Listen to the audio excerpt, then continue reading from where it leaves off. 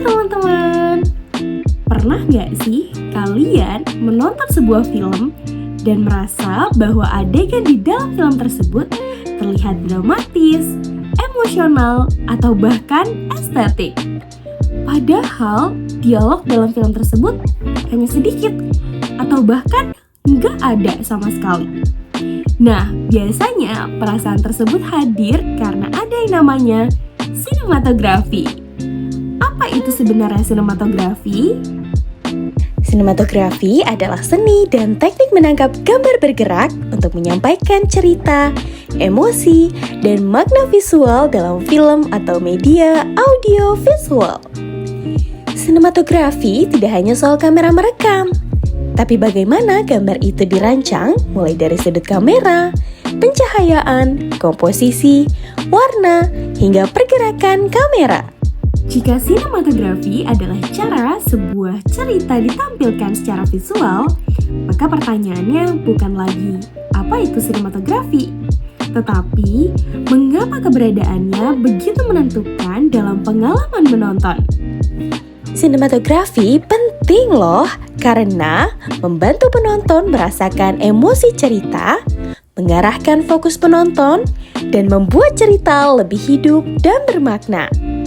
Tanpa sinematografi yang baik, film bisa terasa datar, meskipun jalan ceritanya bagus. Pentingnya sinematografi bukan hanya pada keindahan gambarnya, tapi juga pada kemampuannya menyampaikan sebuah makna.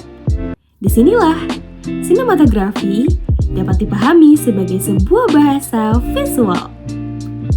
Dalam sinematografi, setiap keputusan visual bukan dipilih secara acak, tetapi digunakan untuk menyampaikan pesan tertentu kepada penonton, seperti sudut kamera.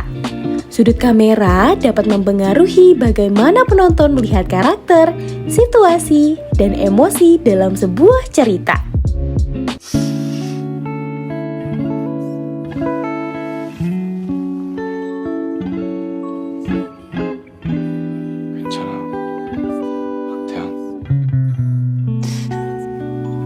Melalui scene tersebut, kita dapat melihat bagaimana cara kerja sinematografi yang merupakan bahasa visual dalam sebuah film. Ketika sinematografi dipahami sebagai bahasa visual, maka akan muncul pertanyaan lain. Apakah semua video menggunakan pendekatan yang sama? Dan disinilah perbedaan antara sinematografi dan videografi dapat terlihat dengan jelas. Sinematografi pada dasarnya berorientasi pada penceritaan dan penyampaian makna visual. Setiap elemen gambar dirancang secara sadar untuk mendukung emosi, suasana, dan alur cerita. Karena itu, sinematografi menuntut cara berpikir yang konseptual, di mana pembuatnya tidak hanya merekam apa yang terlihat, tetapi memikirkan bagaimana gambar tersebut akan dimaknai oleh penonton. Sementara itu, videografi lebih berfokus pada pendokumentasian atau penyampaian informasi. Tujuannya adalah memastikan peristiwa, aktivitas, atau pesan dapat terekam dengan jelas dan mudah dipahami.